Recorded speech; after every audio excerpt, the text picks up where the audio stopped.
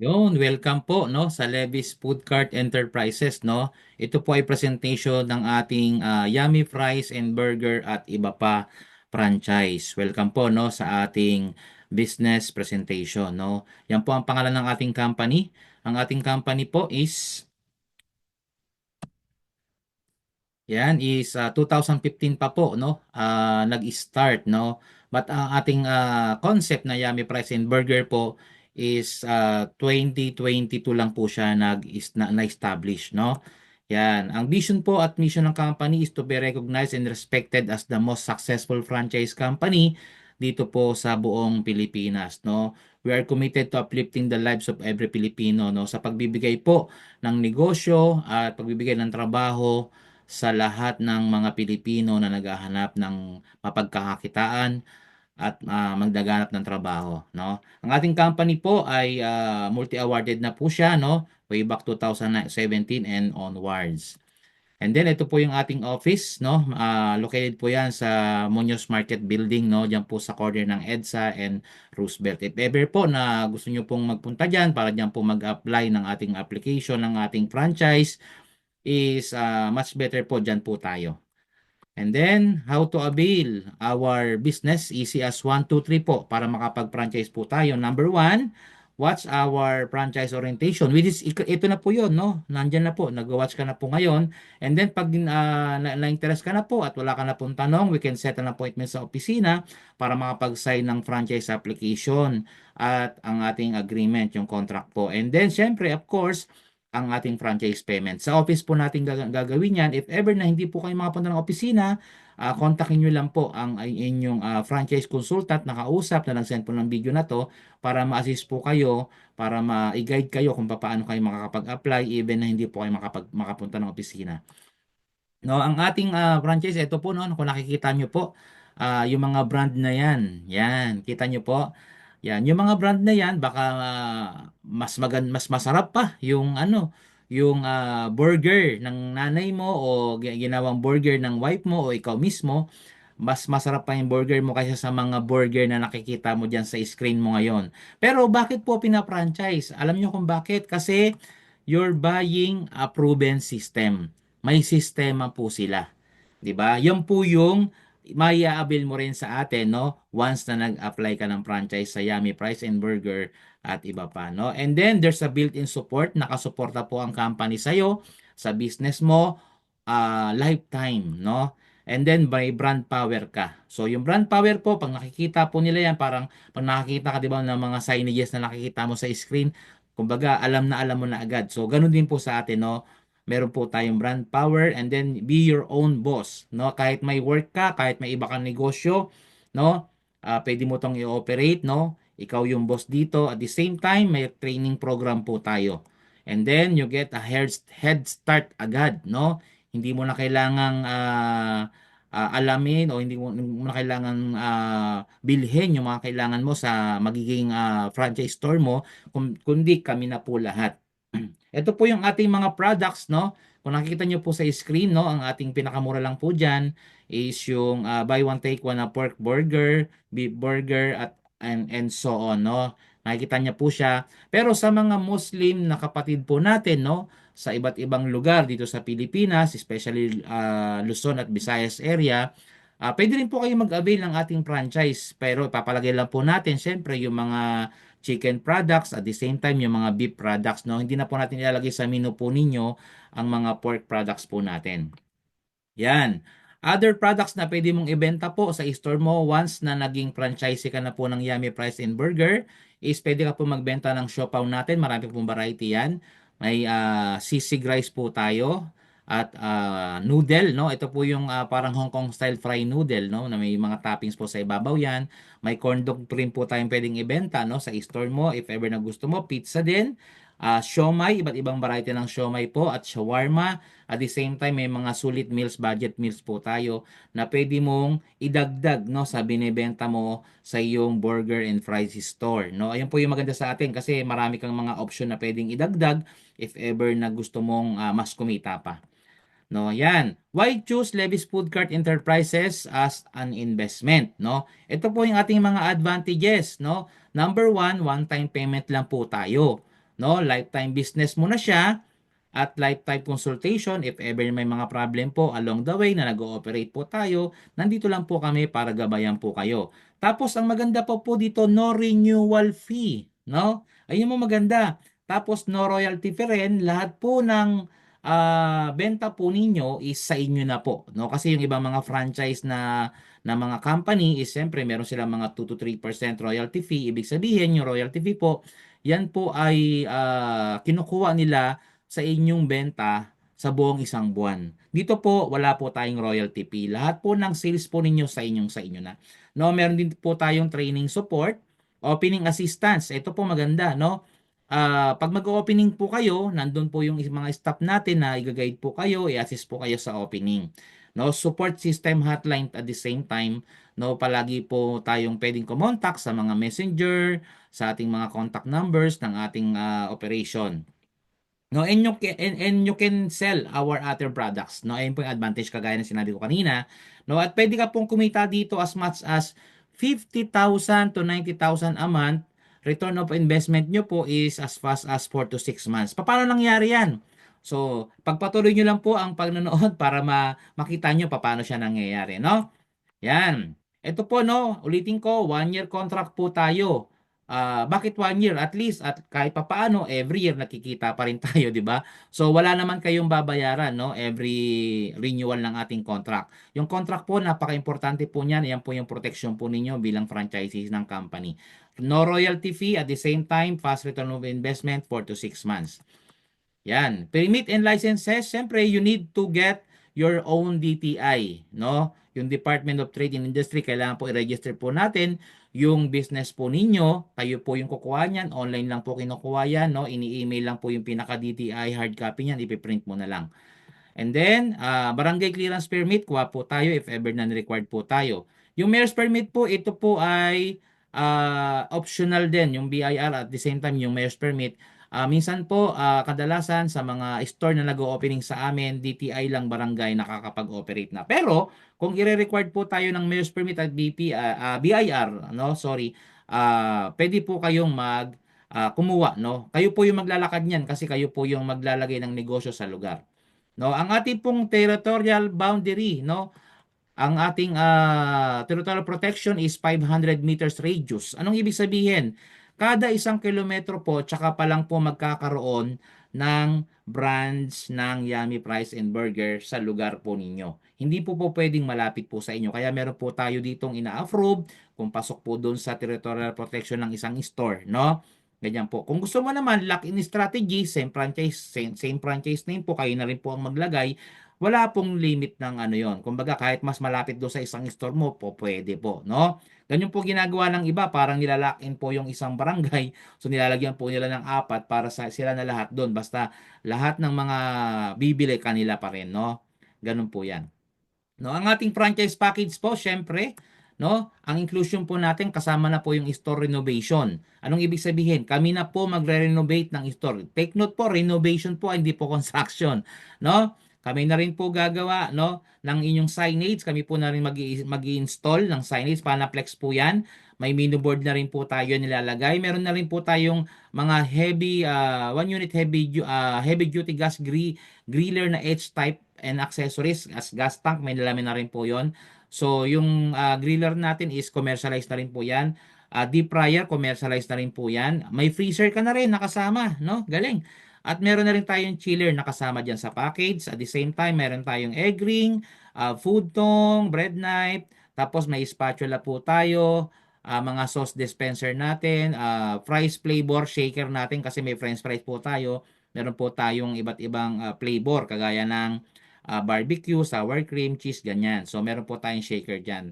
And then, meron tayong canister ng fries flavor. Tapos, canister po ng pork and pork patties. And then, meron po tayong acrylic juice container. Kung gusto mo magtimpla ng mga palamig, ganyan. Meron na rin po tayong free niyan. Tapos, meron po tayong weigh scale para sa french fries po yan. May t-shirt po tayo na may tatak po yan na Yummy Fries and Burger. Pati po yung apron, ganun din, pati yung visor. No, meron na rin po tayong hairnet na 12 pieces. No, kailangan po kung i-record nyo po no, yung inyong mga crew na mag-hairnet, much better po. Pero pag naubos po yan, bibili na po kayo syempre. One box plastic glove, ganun din po. Pwede nyo pong i-required sila na mag-plastic gloves habang nagluluto, no? So, much better po yun. Mas malinis tingnan. No? Opening balloons and ribbon, no? Kami na rin po yan magpo-provide. Hindi yun na po problema yan. Kami na rin po magpo-provide yan, no? Kami mag-set up at para meron din ribbon cutting, may ribbon din yan at the same time, no? Yan po. Ang worth po niyan, free is nasa worth 15,000 po ang ating worth of free product inventory. Ano po yan, no? Kumbaga, lahat na yan, kumbaga yan ay yung pang initial startup capital mo, no? Paikutin mo na lang. Kung gusto mo naman dagdagan yung free mo, much better din po 'yon, no? Yan, ito po yung mga tsura po ng ating mga free equipments, no? Commercialized na H-type griddle, na burger griddle, commercialized na deep fryer at may freezer at may chiller din tayo para lalagyan mo ng mga drinks, no? Kasama na rin po yung mga utensils natin, yan na po yung binanggit ko kanina, no? Yan, ito po yung initial products mo na worth 15,000. Meron kang 45 packs ng pork patty. Pero kung ayaw mo naman ng pork patty, i-convert na lang natin sa ibang products, no? If ever. No, convertible din po yan, lahat yan. 31 packs ng beef patty, 3 packs footlong, 4 packs king size na hotdog, no? 80 packs na burger buns, 13 packs na hotdog buns, 10 packs na footlong buns, 1 pack na wrapper, kung na kulay red po, 1 pack na wrapper na blue, at 1 pack na wrapper na yellow. Ayan, para po yan sa mga beef, para sa pork, para sa merong cheese, mga ganyan po yan, kaya iba-iba kulay. 1 pack ng hotdog wrapper, 1 pack ng footlong tray, 2 packs ng cheese single, no, para po doon sa ating burger yan, no, pag may gusto ng customer mo may cheese, no. 1 gallons ng burger dressing, 1 gallons ng mayo, 1 gallons ng ketchup, 1 gallons ng hot sauce at 2 packs ng fries, no. Ang price po natin nasa 2 kilo per packs po yan, no? 1 kilo regular hot dog, no? And then 1 pack ng cheese stick, 1 kilo ng cheese powder, 1 kilo ng barbecue powder, 1 kilo ng sour powder, at 2 pack ng 320cc na bowl para sa french fries po kasi yan. At 2 pack na bending straw para sa juice naman natin. 1 pack ng fries pouch, 1 sets ng fries and drink bowl natin, and 1 pack ng cheesy Hungarian, no? Ang worth of product po niya nasa 15,000 po, no? Kung gusto mong dagdagan, ito lang po kasi yung pre natin. Pero ang maganda niyan, pag dinagdagan mo yan, pwede mong i-times 2, bahala ka na kung ano yung idadagdag mong order, no? Para at least meron kang buffer, no? Kasi sa mga opening po natin, usually po, ito pong initial products natin na kasama is ubos po ito talaga. Kaya mas maganda po additional order ka pag dineliver po yan para at least kinabukasan may ibebenta ka para at least may buffer ka po. Yan. Store renovation po. Ayan po. Ang ginagawa lang po natin, kami na po naglalagay ng grills. Kami na po nagpipintura ng store natin, loob at labas. At yung ilaw po, tayo na rin po naglalagay. Built-in cabinet, yung lagayan po yan ng mga buns. Tapos signages, no? Tayo na rin po. Meron din po tayong standard na signage ngayon, 30 inches by 96 po yan. Isa po at 20 inches by 36, yan po yung double face na mo. Yung signage po natin, ano po yan, lighted po siya, lighted. Yan. Yan lang po yung standard size natin. Pag lalaki pa po dyan, charge po tayo. Pero pag mas maliit dyan, wala na pong charge, i-resize na lang po natin. No? Depende sa size ng lalagyan natin ng ating mga signages. No? Yan, parang ganyan po, no? Kami na po gumagawa, kami na po nagkakabit, kami na po nagpipintura. Yan po yung ating gagawin, no? Hindi po construction na, renovation lang. Kailangan meron na po kayong establishment, no? Yan, ito po yung ating proposal na location, na floor plan natin. No, kung makikita nyo po na 2 meters yung harapan, pinaka minimum po yon, at least 2 meters. Wag na pong liliit po sa 2 meters kasi papangit na pong store natin, at 3 meters yung haba, no, papasok. Yung sink at toilet po, nakalagay lang po yan dyan, example lang po yan, no. Hindi po kasama sa renovation yung sink at toilet. Sample lang po yan if ever na may sink and toilet po yung inyong store. Pag wala naman sink and toilet, okay lang naman po yun, no? Yan. Ito po yung ating mga actual store natin na nag-o-opening po. Yan po yung itsura pag mag-i-start na po kayo ng inyong business, no? Dinudumog po ng tao, di ba po? Kasi bago sa kanilang paningin. Yan. Yan, ganyan po gaganda ang ating mga store, no? Kaya hindi po kayo magsisisi. Yan, marami pa po yan, hindi ko lang po lalagay lahat dahil napakarami, nasa 100 plus branch na po tayo pala, no, by the way. going to 200 branch na tayo. So, kaya maganda ikaw na maglagay diyan sa lugar mo, no? Wag mo nang hayaan na iba ang maglagay. No, ito po yung ating mga products na mga kita. Papaano po 'yan? Pag naka-sell ka po ng pork burger no na buy one take one, ang profit nyo po 32 pesos, ang cost po nun 25.16. Ang profit mo every order no is 6.84. No, pag may with price naman, ang profit mo is 8.84. Sa beef naman po, ang profit mo every order po is 10.84. No? Pag may price naman, yung buy one take one na beef burger is 12.84 yung profit mo.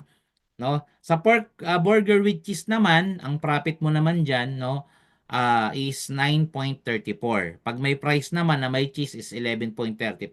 Sa beef naman po with cheese, no, buy one take one na rin po 'yon, ang profit mo is 13.34 kada bili, no? Pag may cheese at may burger with price, no, is 15.34 naman po siya. No, yan siya yung mga sa burger products natin with cheese, ganun siya, no? With fries, ganun.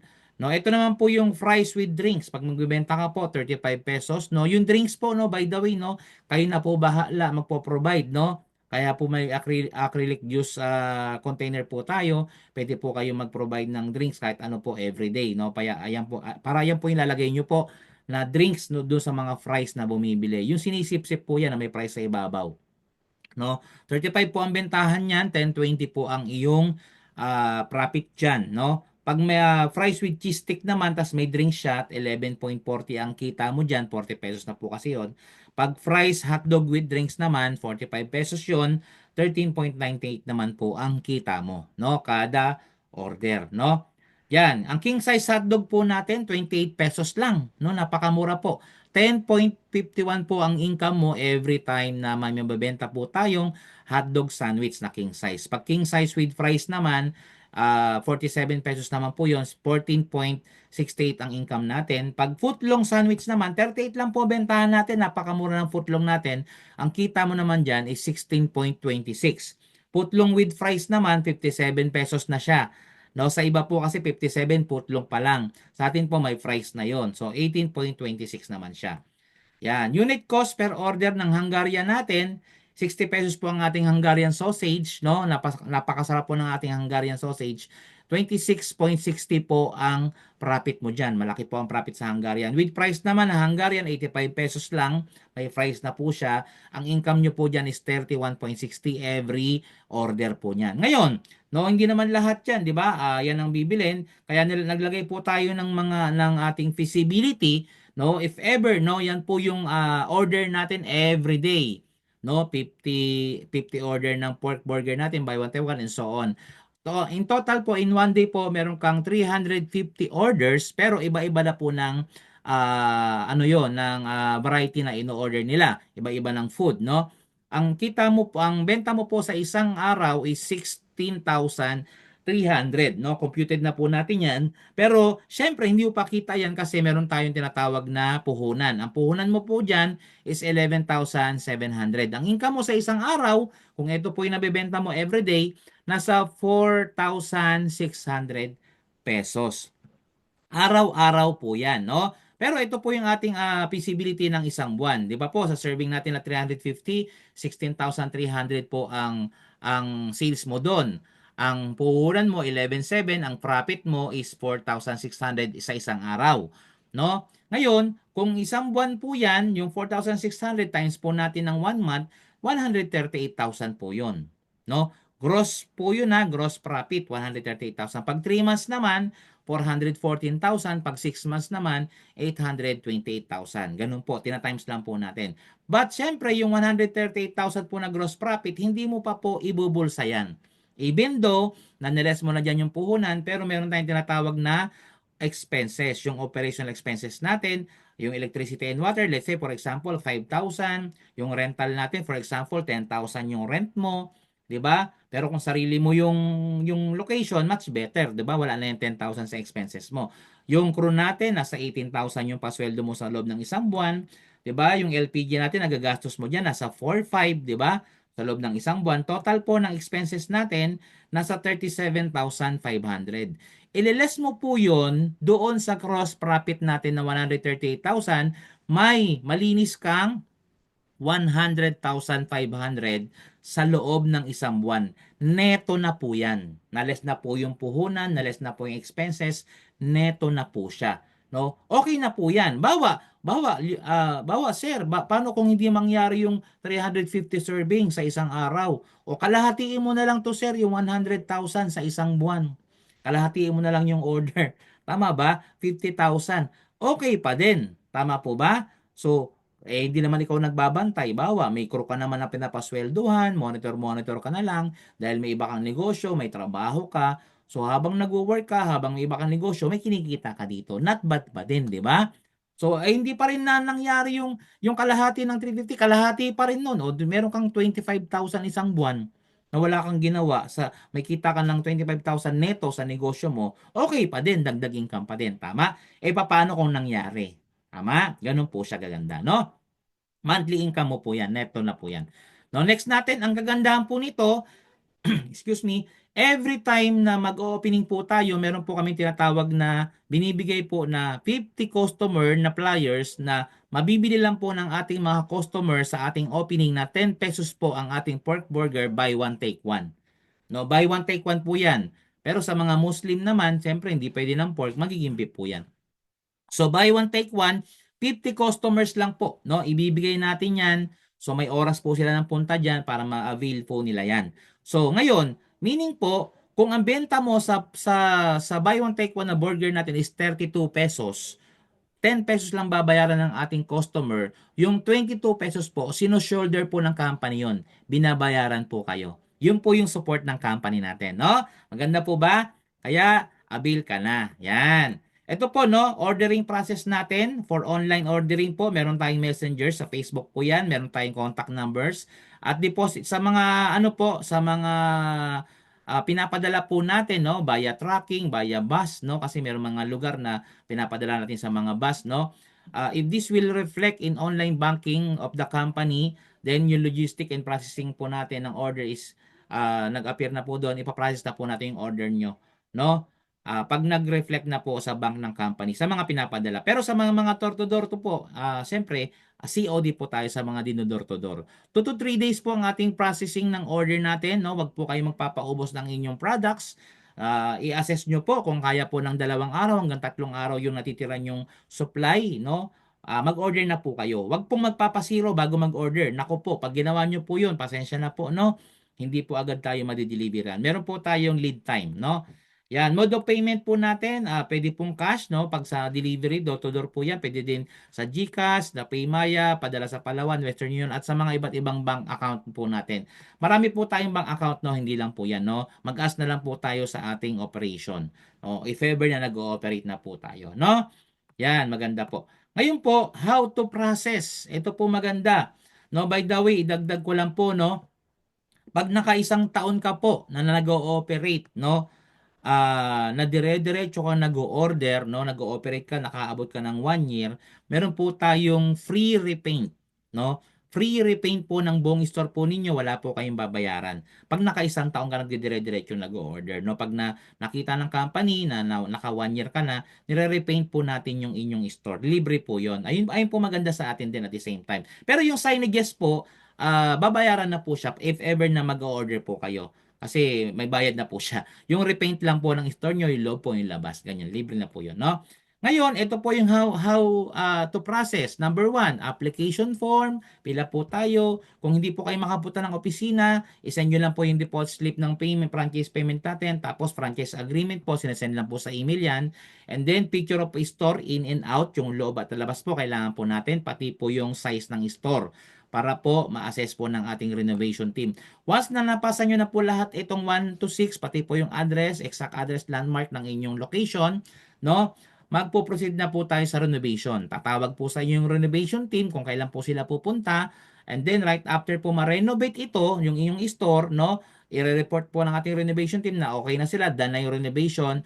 Ang i-schedule naman po tayo ng delivery ng equipments and yung mga ibang mga dapat i-deliver sa inyo, no? Right after po nun, i-schedule na po yan ng crew training at yung store opening natin. By the way, no, yung crew training natin doon na mismo sa opening po natin, no, kailangan mas maaga po tayo para makapag-training yung crew natin para actual po, no, mati-training doon sa mismong store na, no? And then, store opening na tayo. Yan, nandiyan po yung mga staff natin, pupunta po dyan sa lugar, no? Yan. Ano po yung equation to success ng isang negosyo, no? In any crisis na may encounter natin. Number one, dapat sustainable po yung business. Sustainable po yung business natin. Bakit? Kasi po walang kamatayang negosyo ang burger and fries. Tama po ba? Plus, good food po tayo. Tama? Plus, good pricing. Mas mura po tayo sa lahat ng mga burger store. No, kahit ikumpara nyo pa, at the same time po, good food, masarap po yung ating burger, no? Tikman nyo na lang po para mapatunayan nyo equals sustainable business and successful business model, no? Kaya napakaganda po, makapag-start na po agad tayo. Introductory price from franchise promo natin, actually po, ang original price natin, hindi pa natin nilalagay dyan, is 350,000 po yan. Pero, once na mag-avail ka ngayon, naka-promo po tayo, samantalahin nyo na po, hindi po yan, no? Meron po tayong promo price na 275,000. Ang laki po ng na-less dyan, no? NCR and nearby provinces only, no? Contact nyo na lang po, no? Kung pasok po kayo dyan, contact nyo yung inyong franchise consultant kung pasok po kayo sa 275. Pero sa mga farthest south at farthest north, 295 po tayo.